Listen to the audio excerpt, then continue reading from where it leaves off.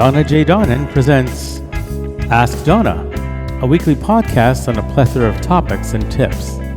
Donna's podcast is split into 4 distinct sub-podcasts. The first week of the month is where Donna hosts her Ask the Bloggers podcast on such topics as overcoming bullies and bullying, tips on entrepreneurship, and protecting oneself from scams and scammers. The second week of the month is where Donna hosts her Ask the Coach podcast. A bit of this, a bit of that from her monthly Did You Know diary. The third week of the month is where Donna hosts her Ask the Homemaker podcast. Tips on everyday hints to help you take advantage of natural remedies and solutions. And the fourth week of the month is where Donna's podcast is all about a product review and a book review. Sit back and enjoy. Hello, and I'm Donna J. Jodhan, your host for the Ask Donna podcast, week 2 of December 2024.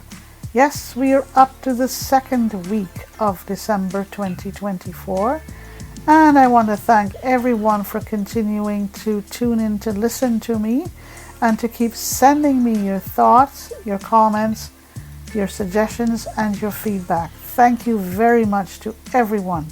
And to my little brother in Montreal, Michael, sorry I forgot to acknowledge you last week, buddy. Thank you so much for continuing to walk the walk with me, and hi to your wife, Heather. So, it's the second week of December, and what's happening is that come January, Ask Donna will now be taking on a new look, as you put it. It will be Ask Donna, Advocacy in Action. And this has all come about because of a lot of emails from listeners asking for this type of podcast. And I have worked very hard over the last few months to make this happen. And I thank all those who contributed to making it happen. Thank you very, very much.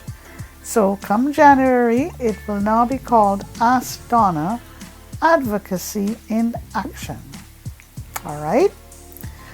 So, let me just tell you about my Etsy announcement for December. Go to www.etsy.com/shop/blindlybrilliant, and there you will read about my special initiative, my special mission, and why I am selling my pottery creations at this website.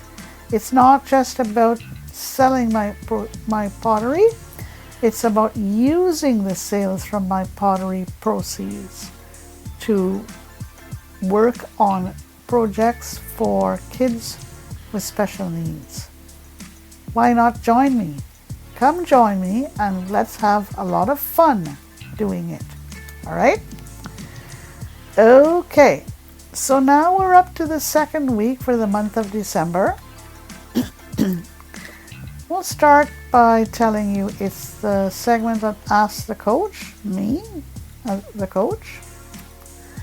And here are the questions that I pulled for this week. Okay. The listener would like to know, his name is Alex, if a blind or vision impaired person can take a picture with their iPhone. Alex, I know of people who can, but for me as a vision impaired person, I cannot. I guess maybe am I a bit lazy? Maybe so. Am I technically unable? Maybe so. It's a bit of both, but I cannot do it. But I do know of people who can, and there are books out there written for this type of task. You know, you can get this book by going to the National Braille Press and asking them if they can provide you with a book on how to take pictures as a blind or vision impaired person. That's the question I pulled for this week from our inbox.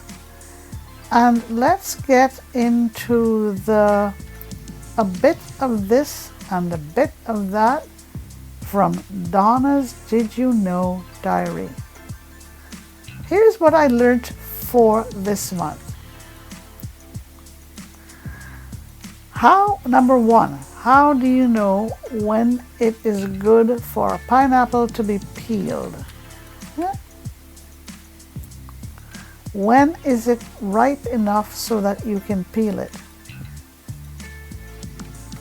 Just give a gentle tug to one of those spiky leaves. If it comes out easily, then the pineapple is good to peel. Okay? If it does, the pineapple is good to be peeled. But if it doesn't come out easily, the pineapple is still not yet good to be peeled. Number two, a very important tip on the color of one's urine.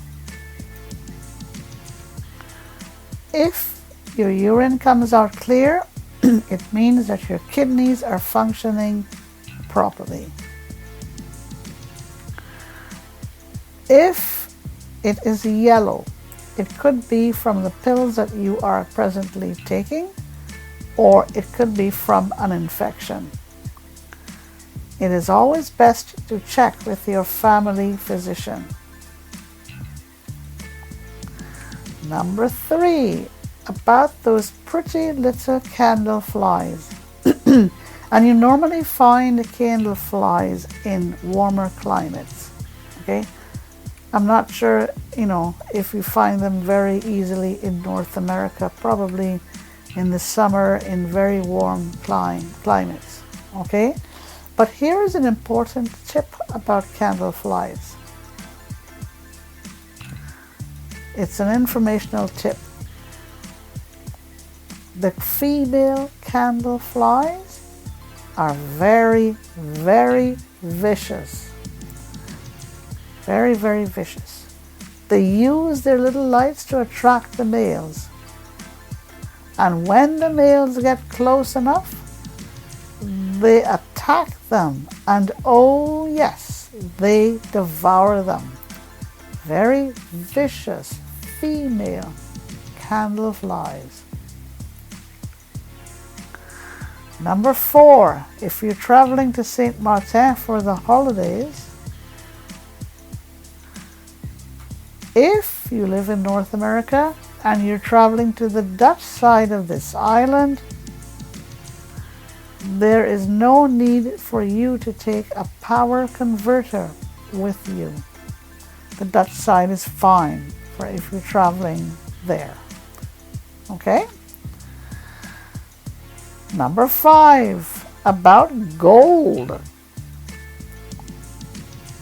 Gold has been treasured by mankind for a very long time. Okay? And this has dated back to 4000 BC as to when mankind started to really treasure gold. Gold also has some very interesting properties. For example,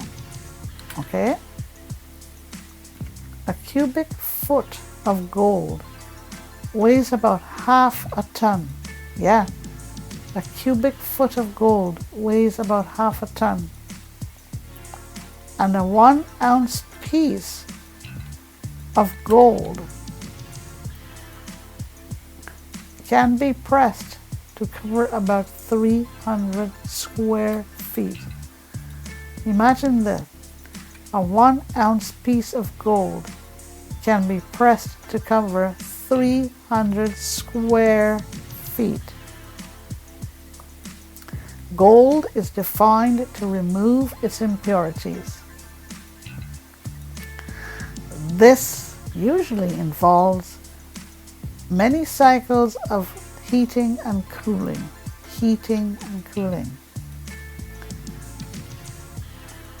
Gold is tested with heat and,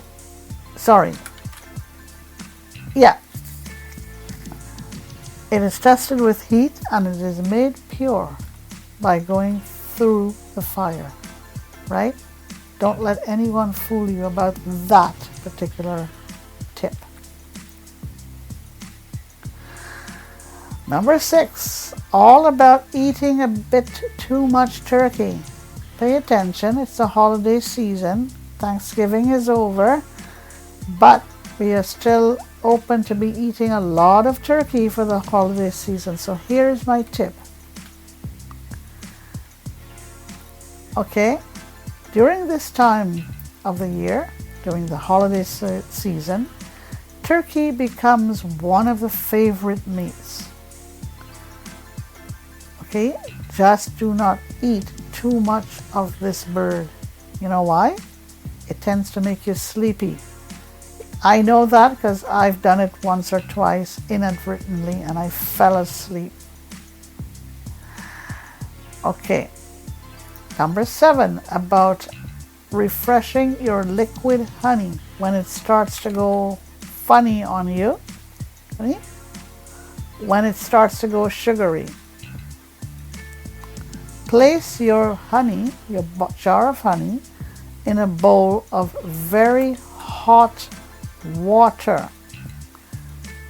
Let it stay for about half an hour. Presto, the liquid honey does return. Or you could put some honey in a bowl, place it in your microwave and heat it up for about, I would say, 2 minutes at the most. And it does return to its original state. Number 8, what's this about having liquid in a ceramic glass? Did you know that ceramic glasses keep your liquid cooler